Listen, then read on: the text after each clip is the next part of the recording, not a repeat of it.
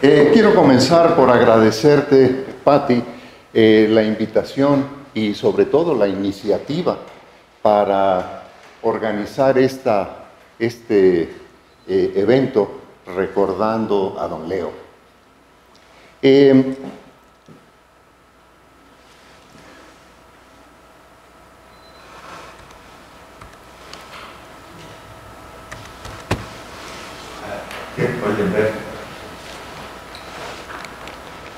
¿Y cómo le paso aquí ahora? ¿Cómo le? Pantalla. Muchas Pero gracias. déjame, te pongo. Es la primera. Sí, estoy tratando de. Sí.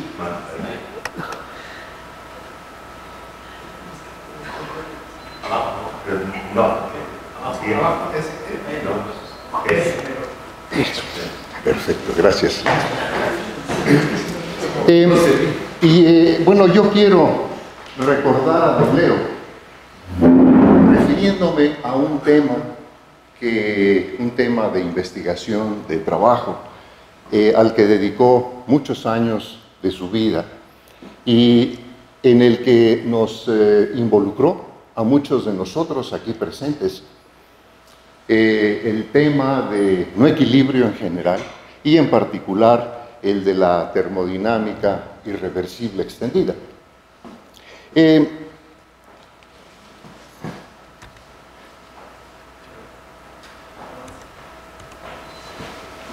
tema sobre el que quiero comentar a ustedes, el de multiescalas temporales en termodinámica irreversible extendida, un tema en el que he estado trabajando recientemente, creo que tiene muchas características que todavía están inexploradas. Creo que todavía esta teoría, pues que fue desarrollada con el sello particular nuestro de la Escuela Mexicana de Termodinámica Irreversible Extendida, por muchos de nosotros que trabajamos con él. Pero creo que, pues como toda teoría, ha tenido su evolución, ha tenido su desarrollo, la hemos criticado y estamos conscientes de muchas de sus limitaciones, pero creo que también tiene muchas virtudes y algunas de ellas han permanecido congeladas, no se han desarrollado, y un aspecto de eso es al que me quiero referir hoy en particular.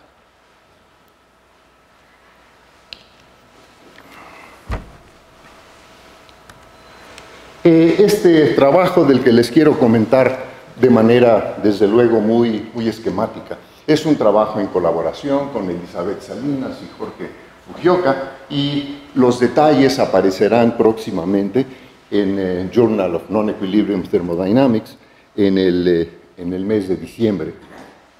Pero de manera muy general, muy esquemática, la idea, la motivación que les quiero comentar es la siguiente.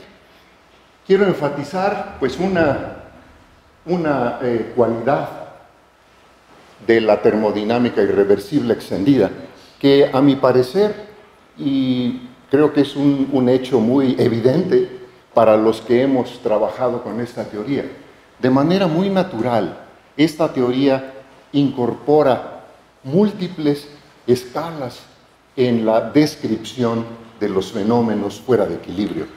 Y eso se manifiesta en que en la termodinámica irreversible extendida, pues tenemos que escoger las variables de estado, tanto las variables conservadas como las variables no conservadas que describen la situación, los estados fuera de equilibrio del sistema.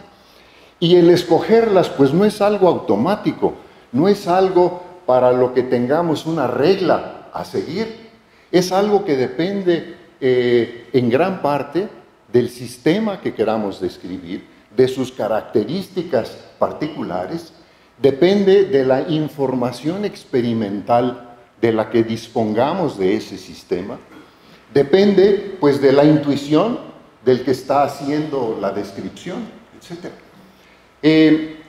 El punto importante es que al hacer esta elección, entonces una consecuencia es que como hay variables que no se conservan, pues entonces perdemos la hipótesis de equilibrio local. Nos vamos a un régimen en donde la hipótesis de equilibrio local ya no es válida. Una consecuencia de eso es que pues las ecuaciones que describen la evolución de las variables conservadas y de las no conservadas son ecuaciones acopladas. Entonces, la dinámica de las variables conservadas se ve afectada por la dinámica de las no conservadas que hayamos elegido para describir el sistema y que construimos de acuerdo a los postulados y a las hipótesis propias de la termodinámica irreversible extendida. Entonces, con estas reglas y con este punto de vista y con esta consecuencia de perder la hipótesis de equilibrio local, pues tenemos un sistema de ecuaciones dinámicas para las variables de estado que está acoplado. Entonces, las ecuaciones fuera de equilibrio, de las variables fuera de equilibrio, afectan a las conservadas y viceversa. Es un sistema fuertemente acoplado. Pero esto no ocurre nada más para las variables mismas, ocurre también para las fluctuaciones de las variables. Entonces, como consecuencia, pues las ecuaciones que describen la dinámica de las fluctuaciones del sistema en estos estados de equilibrio, pues están acopladas, están, por decirlo más propiamente, están correlacionadas entre sí. Entonces, una consecuencia inmediata es que pues, las escalas de tiempo en las que en forma natural evolucionan estas variables, y por dar un ejemplo ilustrativo, supongamos que una de estas variables rápidas es el tensor de los esfuerzos. Nuestro sistema es un fluido viscoelástico, por ejemplo. Esta variable relaja hacia el estado de equilibrio, pero pues hay muchas dinámicas que puede seguir. Sabemos de la rheología, hay una enorme cantidad de modelos en que podemos simular y podemos describir esta relajación al estado de equilibrio. Entonces, realmente partimos de un sistema en equilibrio, en un estado de equilibrio, quitamos algunas de las restricciones que definen este estado. Eso induce procesos de relajación en el sistema y entonces relaja a un nuevo estado de equilibrio. Este proceso de relajación es el que estamos describiendo utilizando la termodinámica irreversible extendida con estas características particulares que he mencionado. Entonces, este acoplamiento entre las fluctuaciones ya no corresponde a una separación clara entre las escalas de tiempo, como ocurre en otros sistemas bien conocidos de la mecánica estadística o de sistemas de muchos cuerpos. Ya lo escuchábamos en otra de las pláticas, por ejemplo, en el caso del movimiento browniano. Ahí las escalas de tiempo están muy bien diferenciadas y muy bien separadas. Por lo tanto, pues ocurren en forma independiente los fenómenos que dan lugar a, qué sé yo, por ejemplo, las fluctuaciones o a las colisiones entre las partículas, ocurren en escalas temporales muy distintas. Los fenómenos a nivel cinético, típicamente una colisión en 10 a la menos 15 segundos, en cambio la relajación de la partícula browniana puede ocurrir, la relajación de la velocidad debido a la viscosidad del medio, pues puede ocurrir en el orden de segundos, milisegundos. Son escalas muy separadas entre sí. Entonces, este ingrediente que en forma natural aparece en la termodinámica irreversible extendida, pues tiene, a mi parecer, consecuencias importantes que vale la pena analizar con más detalle. Por ejemplo, Al perder la hipótesis de equilibrio local, a través de la existencia de estas variables, tenemos un acceso directo, podríamos decir, al régimen de hidrodinámica generalizada. En forma natural, la termodinámica extendida pues nos lleva al régimen de hidrodinámica generalizada.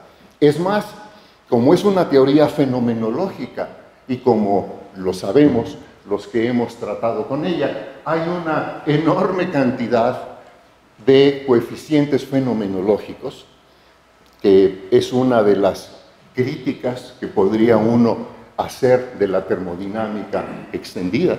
Por un lado, son tantos los coeficientes fenomenológicos que por lo general no conocemos y que solo podrían determinarse o a partir del experimento o a partir de una teoría microscópica, que pues se critica, y con razón creo yo, a la termodinámica extendida. Con tantos parámetros indeterminados, pues yo puedo modelar lo que sea. Sin embargo, algunos de ellos funcionan como parámetros de control que nos permiten describir en forma gradual cómo podemos pasar de este régimen de equilibrio local a otros regímenes que no lo son, y viceversa, cómo podemos regresar y recuperar el equilibrio local. Bueno, una consecuencia importante de esto es que estas fluctuaciones de estas nuevas variables pues ya no cumplen, por ejemplo, con las hipótesis o las condiciones del teorema de límite central. Estas variables, las fluctuaciones representadas por procesos estocásticos, pues ya no son independientes, hay correlaciones entre ellas, se afectan la dinámica unas a otras y por lo tanto, pues perdemos muchas de las consecuencias del teorema de límite central. Entonces, una pregunta que todo esto sugiere es, pues, ¿cómo podemos implementar y describir estas características? Entonces, así surge la existencia de estas multiescalas temporales correlacionadas entre sí. Desde luego, pueden no estar separadas, dependiendo de qué variables hayamos escogido. Puede ser que este no sea un problema, y entonces, pues podamos usar, por ejemplo, el teorema de límite central, como se hace en otras descripciones. Pero el punto que quiero enfatizar es que cuando esto ocurre, cuando están separadas, pues esta correlación introduce una memoria en la descripción. Lo que hace una fluctuación o una variable estocástica afecta a la que hacen las otras. Entonces hay una memoria temporal en muchos de estos estados de equilibrio que hay que tomar en cuenta. Una forma de hacerlo, que se ha pues desarrollado en los últimos años en diferentes contextos y para diferentes problemas, en realidad es una idea muy vieja, es el cálculo fraccionario, que quiero comentar brevemente, simplemente para dar una idea de la característica principal. Pero decía que esta es una idea pues muy vieja. De hecho, la primera idea de derivadas fraccionarias la introdujo Leibniz, y allá por 1600 y no sé cuántos. No son ideas nuevas ciertamente, pero sí son ideas muy nuevas en la física.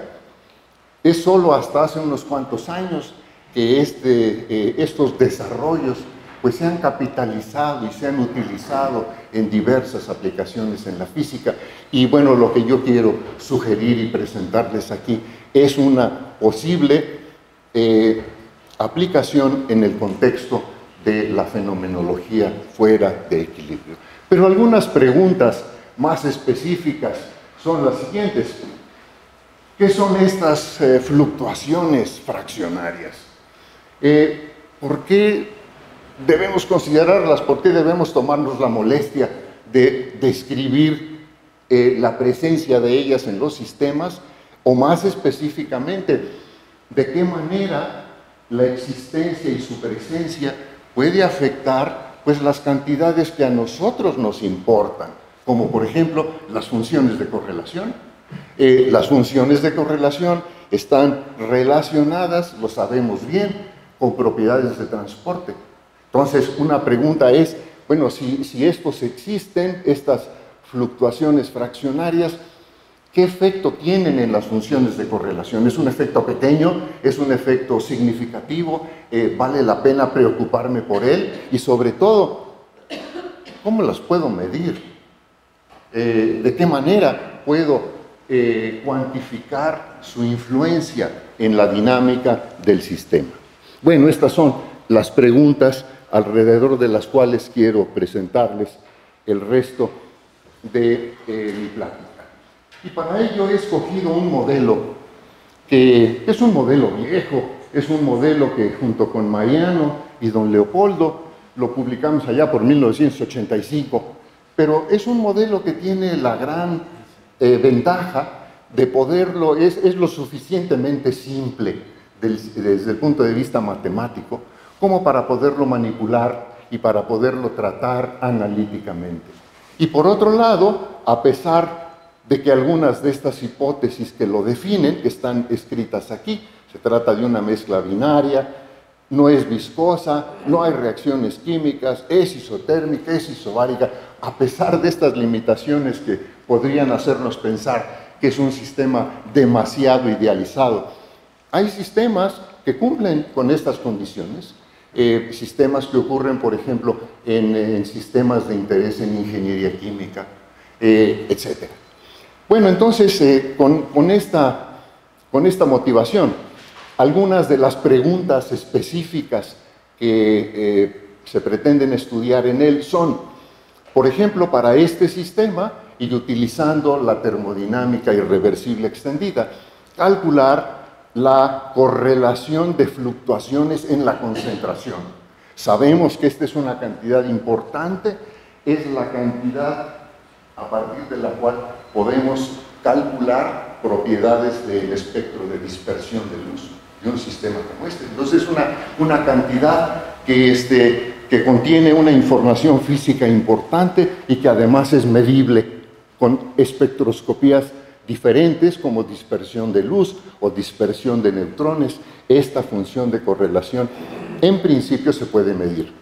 Y bueno, si no se puede medir el espectro completo, pues una parte de él o un aspecto de él que está descrito por la función de Van Hoff puede en principio medirse con estas espectroscopías. Entonces, la pregunta o el problema es calcular esta cantidad tanto en el límite no fraccionario como en el límite fraccionario, lo mismo esta, y comparar, ver cuál es el efecto de estos aspectos fraccionarios en esta propiedad y ver si esos cambios pueden sugerir que sea algo medible o no.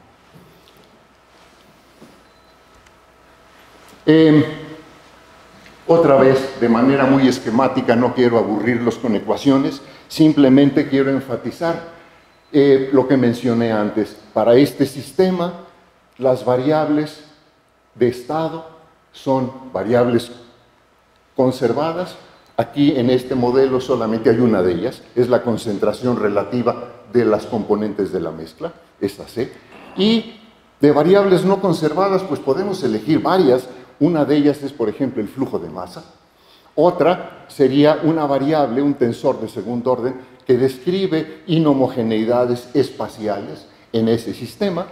Es simplemente para fijar las ideas. La ecuación de conservación de masa, pues está aquí.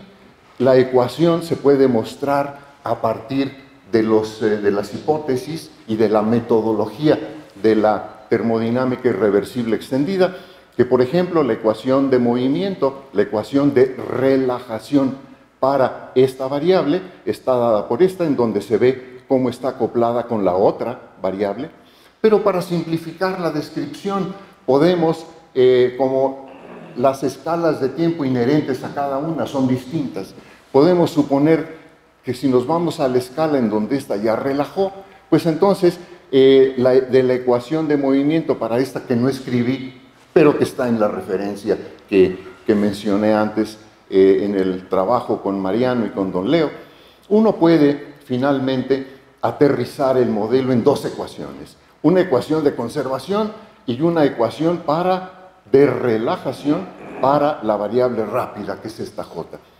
Insisto en que es una ecuación de relajación. De hecho, aquí está el tiempo de relajación y entonces tendríamos pues una ecuación que tiende a el estado de equilibrio local a medida que el tiempo transcurre, pero que está acoplada con la otra ecuación. Y hay inhomogeneidades espaciales que provienen de la existencia inicial de esa otra variable. Como el interés nuestro está en las funciones de correlación, nos interesan propiedades de transporte que a través de las reglas, de las fórmulas de cubo, me permiten relacionar las funciones de correlación con propiedades de transporte. La cantidad que queremos estudiar es la que está ahí. La delta, evidentemente, en la notación usual, esta delta, lo que describe, lo que representa son las fluctuaciones en la concentración. Este es un ensamble sobre las realizaciones de esa variable aleatoria y de un ensamble de condiciones iniciales. Y se puede mostrar que esta cantidad obedece a esta ecuación, pues que es una ecuación de oscilador armónico, básicamente, en donde estas dos cantidades son coeficientes fenomenológicos, es decir, no las conocemos. El problema pues reside ahí, en que no tenemos necesariamente a priori información experimental de los valores, ni pues tampoco sabemos cómo calcularlas a partir de un modelo microscópico de teoría cinética, por ejemplo. Bueno, el punto importante, tomando eso en consideración, es que, bueno, esto lo podemos resolver para una condición inicial dada, y entonces esta cantidad normalizada respecto a su valor en equilibrio al tiempo cero, pues es esa expresión bien conocida. Uno puede calcular, también yendo de tau a omega, uno puede calcular el espectro de dispersión de luz que tiene esa estructura, en donde esta B1 y esta B2 también contienen coeficientes fenomenológicos que tampoco conocemos. Entonces, una pregunta es, bueno, ¿y qué hago con eso? ¿Cómo las puedo eliminar? Bueno, déjenme hacer un paréntesis brevemente, en donde surge la idea de las derivadas fraccionarias. Y en realidad es una idea pues muy vieja, como vamos a ver a continuación. En un ejemplo sencillo, supongamos que tenemos esta cantidad, este operador actuando sobre f de t como es integral. Es una situación con la que topamos con mucha frecuencia. Vamos a suponer que lo aplico nuevamente, pues entonces me da lugar a esta integral. Y si lo hago n veces, pues entonces tengo una expresión complicada de integrales repetidas. Bueno, hace mucho tiempo, en 1852, Cauchy mostró por inducción que todo esto lo puedo representar de una manera muy compacta como la expresión que está aquí. Aquí hay este factor, luego viene esta diferencia que representa la diferencia entre el tiempo actual en el que estoy interesado en evaluar esa cantidad y esta variable t de esta función tau. Bueno, se puede reescribir en forma más compacta, como aparece aquí, y esa es la fórmula de Cauchy para integrales repetidas, que existe desde 1852. Es un resultado bien establecido. Ahora, bueno, de lo que vi antes, es inmediato que si ahora, bueno, en lugar de esta n, que es un entero, ahora pongo n menos alfa, en donde alfa es otro entero, pues entonces aquella expresión, pues la puedo escribir de esta forma. Y aquí, en la función factorial, pues la he sustituido por la función gamma. Y en consecuencia, ahora si en lugar de esta f de t pongo sus derivadas, por ejemplo, la derivada enésima de esa f, pues entonces tengo esta expresión, en donde ahora en el numerador me aparecen las derivadas convencionales de la función f, y en el denominador aparece este factor que ya tenía antes, y que vean ustedes, depende de la diferencia de tiempos, de la tau que yo elija respecto al valor de t. Si este denominador es pequeño, pues entonces este factor es grande y viceversa. En 1965, Caputo, en la Universidad de Bolonia, aprovechó este resultado y lo generalizó, en el sentido de que ahora suponía que esta alfa pueda ser fraccionaria, es decir, puede tomar un valor entre 0 y 1. Y él mostró y argumentó y utilizó para definir de esa manera, pues este operador, que es la derivada fraccional temporal de Caputo, partiendo desde 0 y de orden alfa. Pero, pues está dada en términos de la fórmula de Cauchy, que no es más que una superposición de derivadas convencionales. Es decir, la derivada fraccionaria, esta derivada fraccionaria, no es más que una superposición de derivadas convencionales. Y este factor es el factor de peso, que me dice qué tan importante en la expresión total es cada uno de los valores que voy eligiendo aquí a través de alfa y de esa n. Entonces, una derivada fraccionaria, pues es una superposición de derivadas convencionales y que puedo entender, aunque de una forma que a primera vista es aparatosa, en términos, pues, de la fórmula simple de integrales repetidas de Cauchy.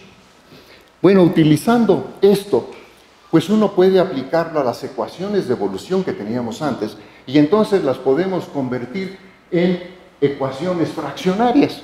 Es más, haciendo un escalamiento que hay que escoger apropiadamente, y aquí tengo un ejemplo, por ejemplo, la cantidad i, ahora la sustituyo por esta j, pero meto este coeficiente y lo mismo para el tiempo.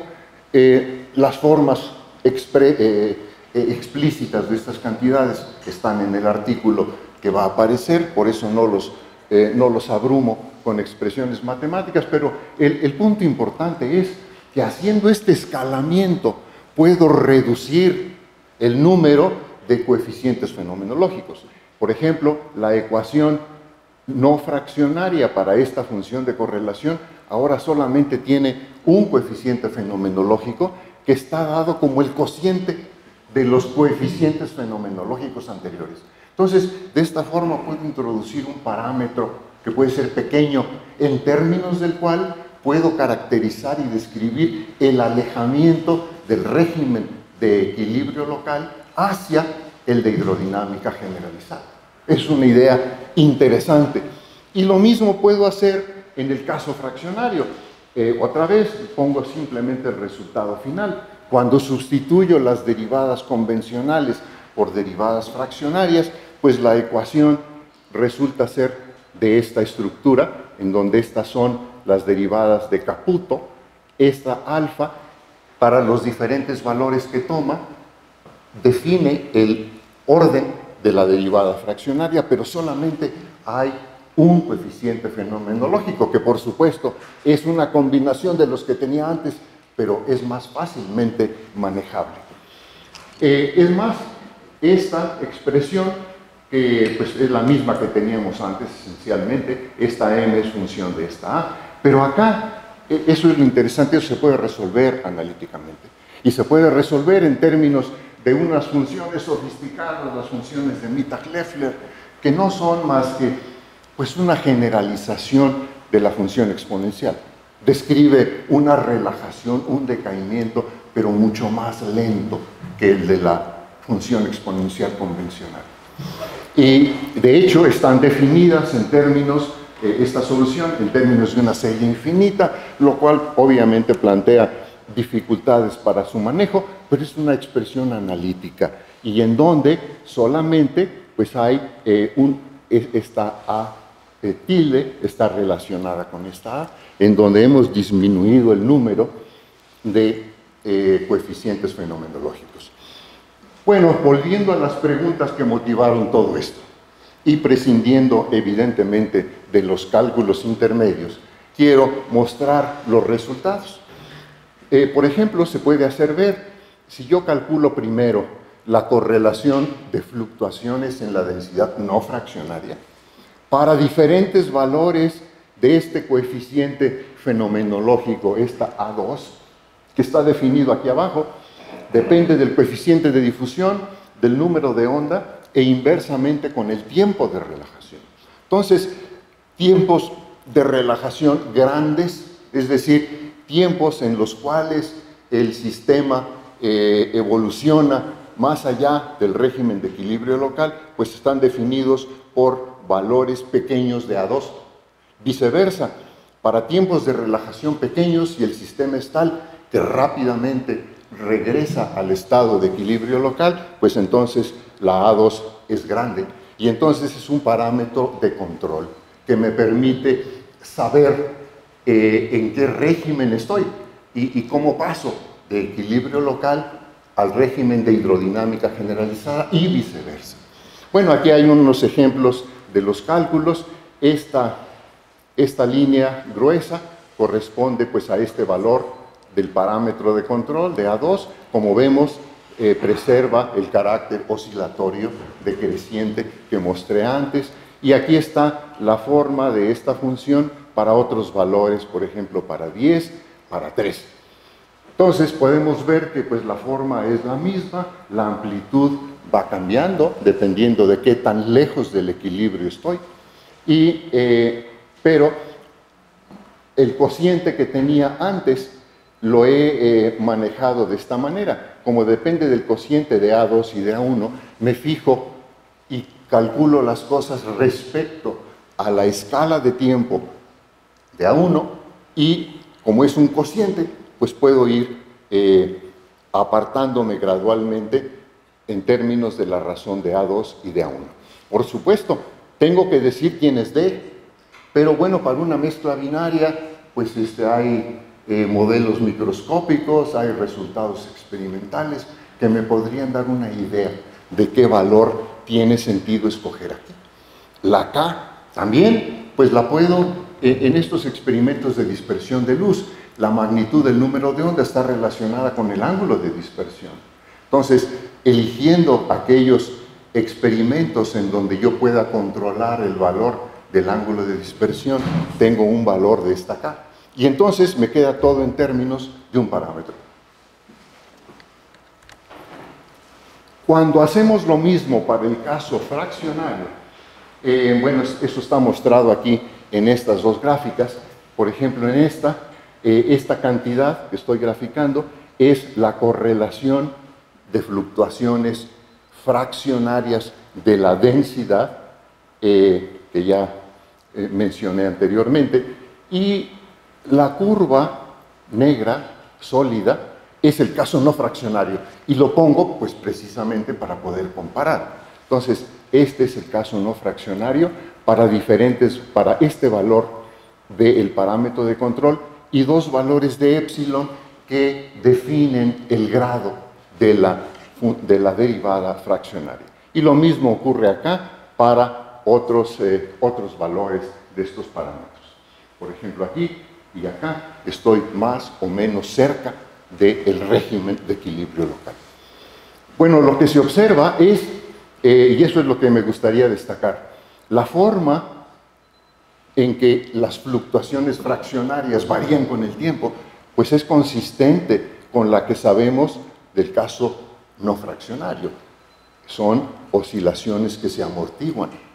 Pero lo que podemos observar es que la amplitud de esas fluctuaciones, como lo podemos ver por ejemplo aquí, esta es una oscilación fraccionaria, puede ser muy grande, puede ser comparable al caso no fraccionario, como se ve en estos puntos. Ambas decaen, ambas oscilan, pero en estos puntos pues son comparables. Esta curva de abajo corresponde a otro valor, pero también la amplitud puede ser una fracción significativa, relevante, importante, es casi comparable, por ejemplo, en este punto, en estos puntos es menor, pero en todo caso lo que esto muestra es que no es un efecto pequeño. Entonces, la existencia de estas fluctuaciones fraccionarias en estos sistemas fuera de equilibrio puede ser un efecto grande comparado con el caso no fraccionario y por lo tanto puede ser un efecto medible. Con técnicas de dispersión de luz, si yo tengo un experimento que me permita encontrar la correlación no fraccionaria, probablemente una variante de ese experimento me permita medir los efectos fraccionarios. Lo mismo ocurre acá, como decía, para otros ejemplos, pero de una manera un poco más clara, tal vez en el límite asintótico, es decir, cuando el tiempo es muy grande y el proceso de relajación ya se va acercando al régimen de equilibrio local nuevamente, pero como proviene del régimen de hidrodinámica generalizada, trae información de esa dinámica. Entonces, aunque sea el límite asintótico, t yendo a infinito, esta cantidad tiene información que proviene de los estados más alejados fuera de equilibrio y es el sentido de las curvas que están aquí. Corresponden a diferentes grados de alejamiento. Por ejemplo, este valor de epsilon implicaría que la segunda derivada fraccionaria está muy cerca de la segunda derivada convencional. Estos ya se alejan un poco más y vemos que esta cantidad, esta correlación, pues con respecto al caso casi no fraccionario, se va alejando. El decaimiento es más lento, el alcance de la correlación es mayor. Entonces, hay efectos que en principio se podían medir. A manera de conclusión, las funciones de correlación fraccionarias pueden ser una fracción significativa de las no fraccionarias y por lo tanto podrían ser medibles, en este caso, por espectroscopías adecuadas como dispersión de luz o de neutrones. Segundo, el número de coeficientes fenomenológicos puede reducirse mediante escalamientos adecuados de las ecuaciones dinámicas para las fluctuaciones. Ahora, bueno, esa no es una idea nueva. Estas ideas de escalamiento y en términos de ellas elegir grados de libertad o escalas temporales relevantes o no relevantes, pues es algo que se usa en otras partes de la física. Entonces, bueno, es una idea que podría capitalizarse en este contexto. Otra idea es que, pues, en forma natural, y creo que esta es una virtud que pues, con frecuencia se olvida de la termodinámica extendida, es que nos permite pasar de un régimen a otro pues en forma casi automática y que con estos escalamientos podríamos construir un parámetro de control que fuera la razón, una fracción adecuada entre los parámetros, entre los coeficientes fenomenológicos que surgen en la descripción. Yo creo que esta pues es una fortaleza de la termodinámica irreversible extendida que otras teorías para describir estados fuera de equilibrio no tienen. Para describir esa transición de un régimen a otro no es tan fácil en otros contextos, tienen otras virtudes, pero bueno, esta es, creo yo, una fortaleza de la termodinámica irreversible extendida que creo que vale la pena explorar.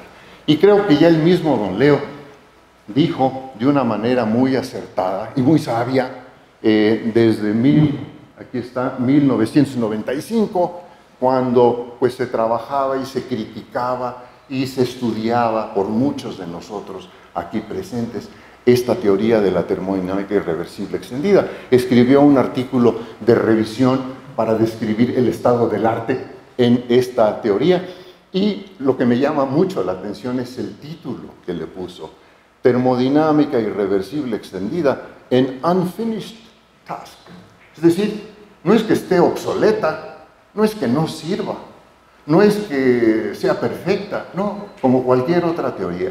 Tiene sus fortalezas, tiene sus debilidades, que hay que entender más a fondo. Muchas gracias.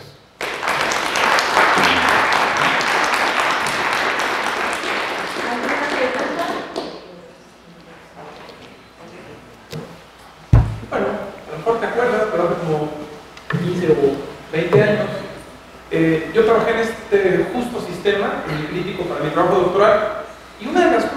con las que nos peleamos mucho con Jan Segers alrededor del mode coupling theory y demás, era que los cálculos de mode coupling, que de alguna manera tienen estas ideas de cálculo fraccionario atrás a la hora de que viste los coeficientes, eran perfectamente, reproducían el experimento y tal, pero no eran muy claros en su física. Entonces nosotros lo que hicimos es que modelamos funciones de memoria y con eso lo que ajustamos es con procesos estocásticos la función de peso. Era chapucera la solución, pero me permitió doctorarme y sobre todo la física era clara. No entendíamos solo la física. No me queda del todo claro la física, es decir, cómo interpretas físicamente estas fluctuaciones fraccionarias. Las interpreto de la siguiente forma. Cuando elijo las variables de estado y sus fluctuaciones y construyo las ecuaciones de evolución para esos procesos estocásticos que representan a las fluctuaciones, están acopladas con todos los demás. Los tiempos de relajación de ellos, que me los da la extendida, no tienen por qué estar separados. Entonces, la relajación de una de ellas puede afectar a la otra. No tengo escalas separadas. Si además de eso, esa información está contenida en las variables, si además de esa información la suplemento con la que me dan las derivadas fraccionarias, podía tener la contribución de otras fluctuaciones que están cerca, por ejemplo, de la escala temporal de la segunda derivada. Por ejemplo, la escala 1.9 o la escala 1.8 o 1.75 o 1.5, todo el espectro. Sí, claro, es un efecto aditivo, es una superposición de efectos, además de los que me da la extendida misma. Es en ese sentido que lo interpreto. Y eso es a lo que le llamo fluctuaciones fraccionarias. Un poco relacionado con la pregunta de Enrique, pero en otro sentido.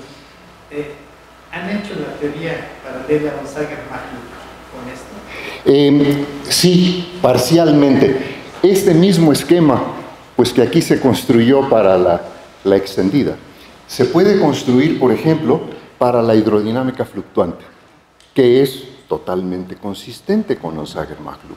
Claro, ahí el esquema es distinto, ahí tengo que introducir un ruido, y usualmente aditivo, pero ahí puedo modificar el ruido y en lugar de tomarlo gaussiano, lo puedo tomar como de largo alcance.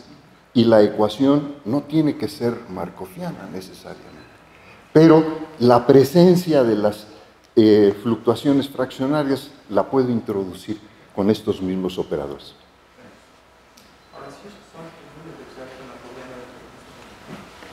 ¿Otra pregunta? Sí. Mira, es una pregunta en relación con el experimento.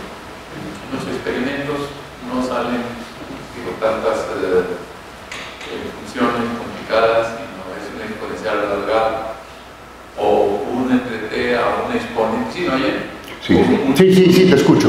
Un exponente, el tiempo. Una potencia. De un número fraccional. Sí. Y son generalmente expresiones sencillas. ¿Se puede parametrizar a alguno de estos experimentos?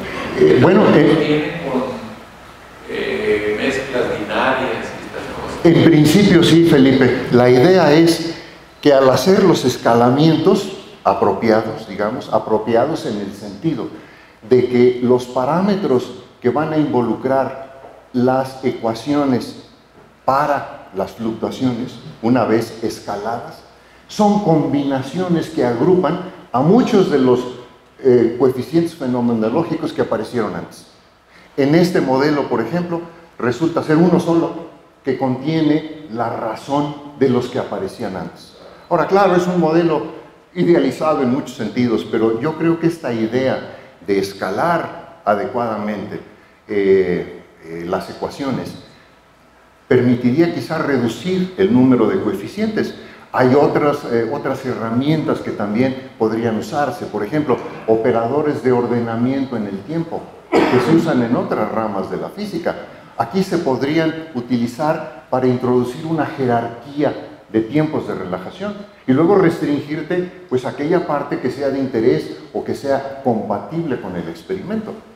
Pero desde el punto de vista teórico permitirían manejar pues este grado de arbitrariedad que con mucha frecuencia nos encontramos en la termodinámica extendida. ¿Alguna otra pregunta? Pues salió, pues muchas gracias. Gracias.